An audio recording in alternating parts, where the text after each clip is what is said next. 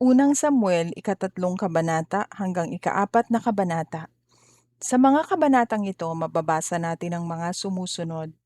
Unang Samuel, ikatatlong kabanata, tinawag ng Diyos si Samuel. Unang Samuel, ikaapat na kabanata, natalo ang Israel, nakuha ang kaba ng Diyos, at ipinakita ang kapahamakan kapag ang Diyos ay hindi sinunod. Unang Samuel, ikatatlong kabanata, ang pagtawag ng Diyos kay Samuel.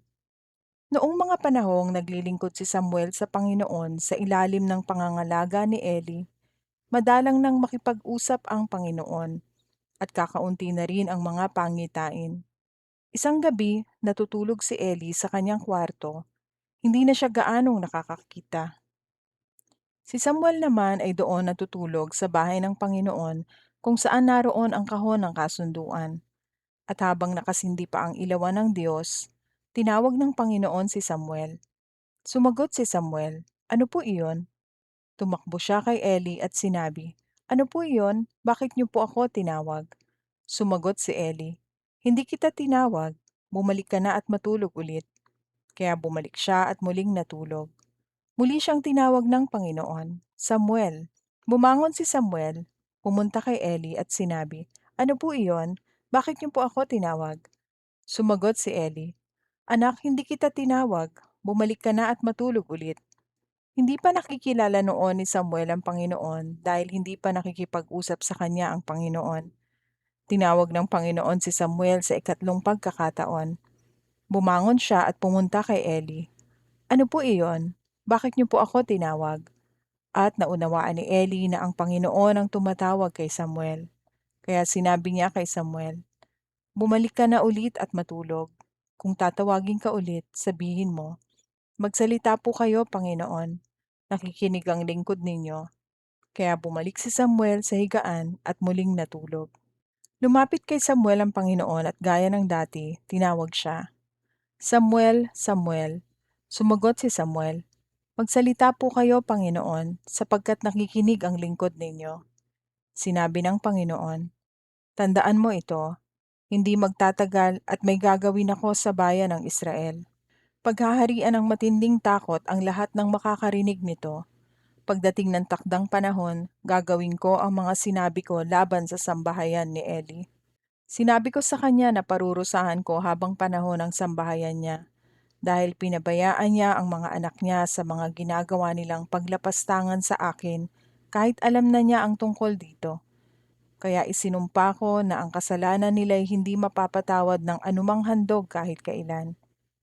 Natulog si Samuel hanggang umaga at binuksan niya ang pintuan ng sambahan para sa Panginoon. Natatakot siyang sabihin kay Eli ang tungkol sa pangitain. Ngunit tinawag siya ni Eli, "Samuel, anak." Sumagot si Samuel, "Ano po iyon?" Nagtanong si Eli, "Ano ba ang sinabi ng Panginoon sa iyo? Huwag kang maglilihim sa akin.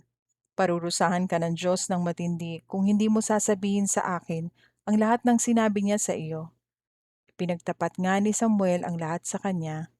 Wala siyang itinago at sinabi ni Eli, "Siya ang Panginoon, gagawin niya kung ano sa tingin niya ang mabuti." Patuloy na pinatnubayan ng Panginoon si Samuel habang siya'y lumalaki. Niloob ng Panginoon na matupad ang lahat ng sinabi ni Samuel.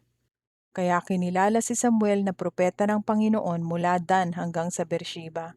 Patuloy na nagpapakita ang Panginoon kay Samuel doon sa Shilo, at doon ay ipinakikilala ng Panginoon ang kanyang sarili sa pamamagitan ng pakikipag-usap sa kanya. Unang Samuel, ikaapat na kabanata. Nakuha ng mga Filisteo ang kahon ng kasunduan. Kumalat sa buong Israel ang mensahe ni Samuel. Nagkaroon ng digmaan sa pagitan ng mga Israelita at mga Filisteo ng mga panahong iyon. Nagkampo ang mga Israelita sa Ebenezer at ang mga Filisteo naman ay sa Afek. Sinugod ng mga Filisteo ang mga Israelita at tinalo ang mga ito. 4,000 Israelita ang napatay nila. Pagkatapos ng digmaan, bumalik ang mga natirang Israelita sa kampo nila. Tinanong sila ng mga tagapamahala ng Israel, "Bakit hinayaan ng Panginoon na matalo tayo ng mga Filisteo? Mabuti pa sigurong kunin natin ang kahon ng kasunduan sa Shilo para samahan tayo ng Panginoon at iligtas tayo sa mga kalaban natin. Kaya ipinakuha nila sa Shilo ang kahon ng kasunduan ng Panginoong makapangyarihan. Ang takip ng kahon ay may estatwa ng 2 kerubin at nananahan sa kalagitnaan nito ang Panginoon. Sumama sa pagdala ng kahon ng kasunduan ang 2 anak ni Eli na sina Hofni at Phinehas. Nang madala na ang kahon ng kasunduan doon sa kampo, sumigaw ng malakas ang mga Israelita sa kasiyahan at yumanig ang lupa. Nang marinig ng mga Filisteo ang sigawan ng mga Israelita, nagtanong sila, bakit kaya sumisigaw ang mga Hebreyo sa kanilang kampo? Nang malaman nila na ang kahon ng Panginoon ay nasa kampo ng Israelita, natakot sila at sinabi, may dumating na Diyos sa kampo ng mga Israelita. Nanganganib tayo. Kahit kailan hindi pa nangyayari ang ganito sa atin. Nakakaawa tayo. Sino ang magliligtas sa atin sa mga makapangyarihan nilang Diyos? Sila rin ang mga Diyos na pumatay sa mga Ehipsyo, sa disyerto, sa pamamagitan ng iba't ibang mga salot. Kaya magpakatatag tayo dahil kung hindi, magiging alipin tayo ng mga Hebreyo gaya ng pang-aalipin natin sa kanila. Labanan natin sila. Kaya nakipaglaban ang mga Filisteo at natalo ang mga Israelita. Napakarami ng napatay, 30,000 ang napatay ng mga Israelita. Ang mga natira sa kanila ay tumakas pabalik sa kanilang tinitirhan. Naagaw ng mga Filisteo ang kahon ng kasunduan at napatay ang 2 anak ni Eli na sina Hofni at Phinehas. Ang pagkamatay ni Eli. Nang araw ding iyon may isang tao mula sa lahi ni Benjamin na tumatakbo galing sa digmaan papunta sa Shilo. Pinunit niya ang kanyang damit at nilagyan ng abo ang kanyang ulo bilang tanda ng pagluluksa. Pagdating niya sa Shilo, nakaupo si Eli sa upuan na nasa gilid ng daan at nagbabantay dahil nag-aalala siya para sa kahon ng Diyos. Si Eli ay 78 taon na noon at halos hindi na nakakakita. Ibinalita ng tao ang nangyaring digmaan sa bayan. Nang marinig ito ng mga tao, nag-iyakan sila.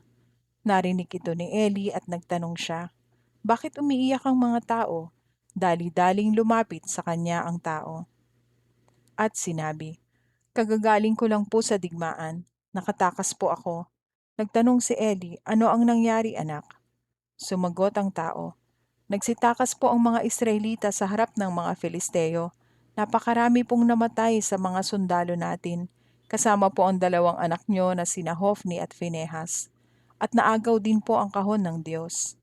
Nang mabangkit ng tao ang tungkol sa kahon ng Diyos, natumba si Eli mula sa kinauupuan niya na nasa gilid ng pintuan ng lungsod. Nabali ang kanyang leeg at agad na namatay dahil mataba siya at matanda na. Pinamunuan niya ang Israel sa loob ng 40 taon. Nang panahon ding iyon, kabuwanan ng manugang ni Eli na asawa ni Phinehas. Nang mabalitaan niya na naagaw ang kahon ng Diyos at namatay ang kanyang asawa at biyanang lalaki, sumakit ang tiyan niya at napaanak ng wala sa panahon dahil sa matinding sakit. Nang nag-aagaw buhay na siya, sinabi sa kanya ng mga manghihilot, lakasan mo ang loob mo, lalaki ang anak mo. Pero hindi na siya sumagot. Bago siya namatay, Ikabod ang ipinangalan niya sa bata dahil sinabi niya, wala na ang makapangyarihang presensya ng Diyos sa Israel. Sinabi niya ito dahil naagaw ang kahon ng Diyos at napatay ang asawa niya at biyanan niyang lalaki.